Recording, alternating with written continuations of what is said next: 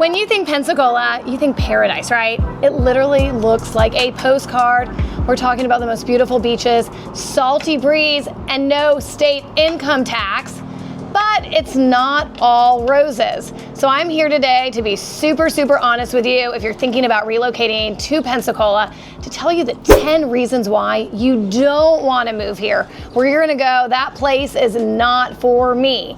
So we're super excited to dig into it because you get to see all this awesome stuff, the reason why I live, breathe, and work here and continue to choose to do so every day. But there are some things about this place that you might go, not for me. You're going to want to stick around because I am not holding back. I'm not going to tell you just all the good things.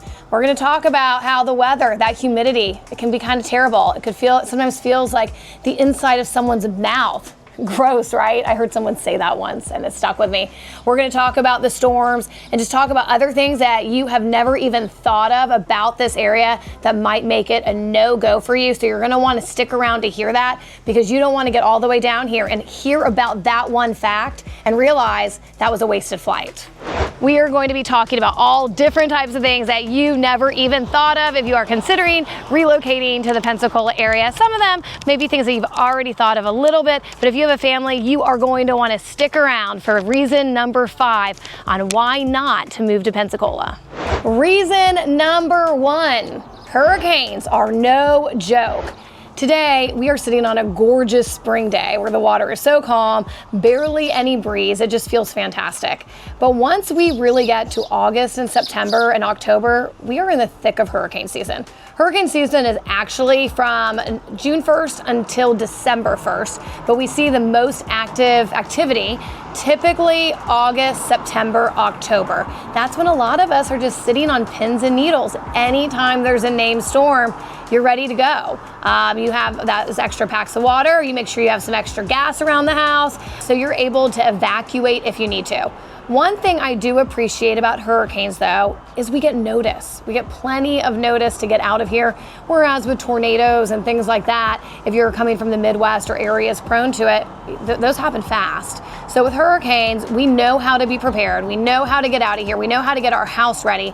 It's something that you just deal with living here on the Gulf Coast. The last major storm we had was Hurricane Ivan. That was in 2004, and that did a whole lot of damage.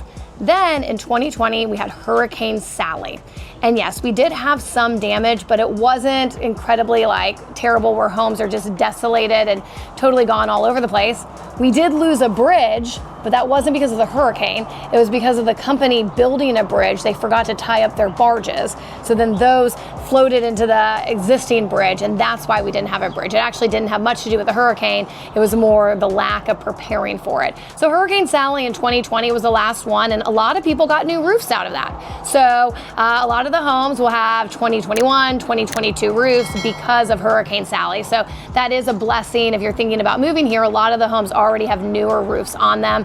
Hurricanes are just a fact of life here, but the good news is, working with someone like me, we know how to get ready for it. If you have really tall windows and you don't want to put the hurricane shutters up, we have a guy for that. We have so many people to help you get prepared, and we'll let you know exactly what you need to do, what you need to have pretty much in your to-go kit if you do need to get out of town. So that is the good news, and you have a community that is all doing this together and is like, hey, if there's a storm coming, we're going to handle it, and we're all going to load up and pack out and evacuate if we need to, and make sure that our homes are as protected as they need to be.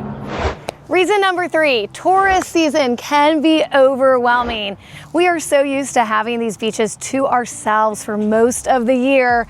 So when spring break comes and summer, we don't like fighting for a spot here in the nice, beautiful sand. We also see traffic. So you'll see traffic back up on the 3 Mile Bridge and the Bob Sykes Bridge to the beach. Being a local, being here for many years, we know the times you need to get out here in order to beat that and just make the best of your beach days.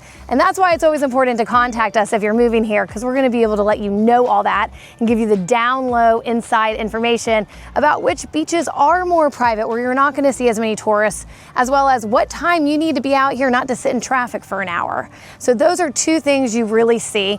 And every now and again, you want to go out to eat out on the beach. Maybe you want to go to Peg Leg Pete's and you can't get in because of all the tourists. So that's kind of annoying.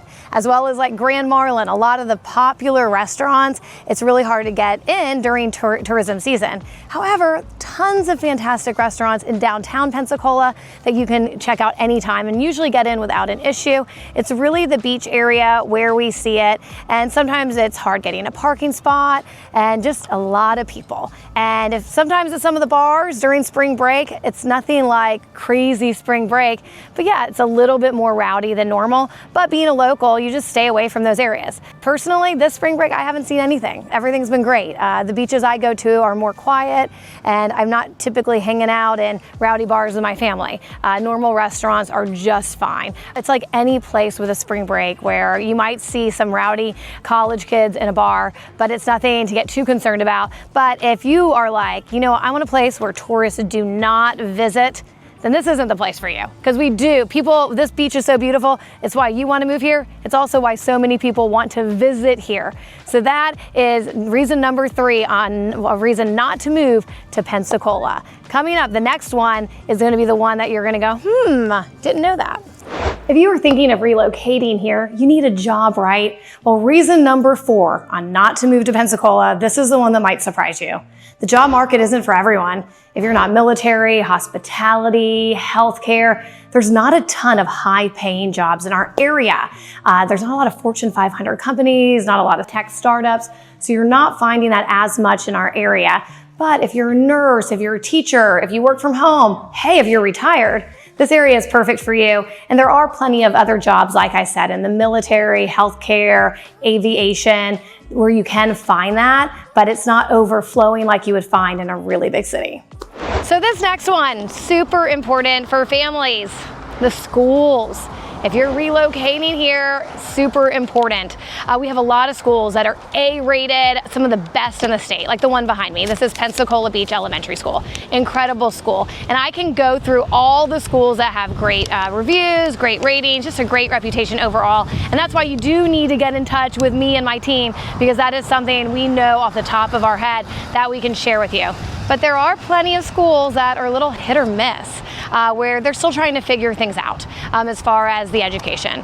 We do have some great private schools in our area. Some of the names of Episcopal Day School, Creative Learning Academy. I can go on and on about those and tell you the pros and cons about those schools as well. So definitely reach out. I promise we love talking about this. But that's just something you should know. If you're looking for French education in elementary school, you're probably not going to get it. Even if you're wanting like high-level Spanish, those are just not things that we typically see in our public schools here. If you're wanting, you know, just something very specific, it's a little bit harder to find. But some of these schools have great aftercare programs that do bring in the ballet teacher or the piano teacher. We also have the private schools. They have lots of options like that where we see that. So there are some amazing schools, and also just some where you're going to want to do a little bit more research. The great news is we are school choice. So if there is availability in that school, you can apply and hopefully get in, and it doesn't matter where you are zoned. So that is a very, very cool to look at. But it is a lottery system. There's really no control over it, no rhyme or reason. But zoning does matter to get you into certain schools. But if you're not living in that exact district, you can still get in through school choice. But if you have kids and you're thinking about moving here, definitely something to look at. One more thing. Higher education. We do have 2 great colleges here. We have University of West Florida as well as Pensacola State College. Both of those are fantastic. And we also have Pensacola Christian Academy. That is known all across the world as far as being one of the top Christian academies in the country. So we do have some unique learning opportunities here. But if you're looking for a place where every single school is an A-rated school and it's just blowing everything out of the park, that's not Pensacola. But we do have great schools, and that's why you do need to connect with someone like me to be able to point you in the right direction. All right, another reason to not move to Pensacola that you probably never saw coming. Our area is beautiful, right? Tons of gorgeous plants and flowers. Well, that also means a lot of pollen, definitely during the spring, and that is allergy season.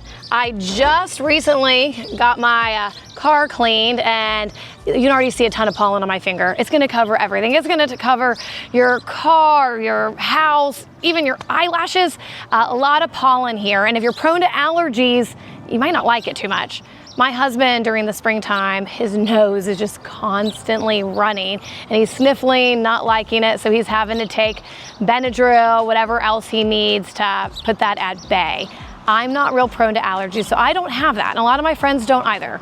Maybe we've just gotten used to this area, but if you're really prone to allergies, you need to know that. This may not be the place for you, or you know what? Stock up on some antihistamines and go, you know what? It's so pretty here. I will take the pollen to be able to live in true paradise. But you need to know about that if you're thinking about moving here. Reason number 7, insurance. This is a big one that we have to talk with a lot of people about. Insurance has really gotten out of hand. I understand it's kind of gotten out of hand all across the country. But here in Florida, a lot of places are saying, hey, we don't want to be there anymore. We don't like your hurricanes. We want nothing to do with you. So that's left us with not as many options. The good news is, as of shooting this video in spring of 2025, more insurance companies have been permitted to come back. So we're seeing more competition, which has been a really, really good thing.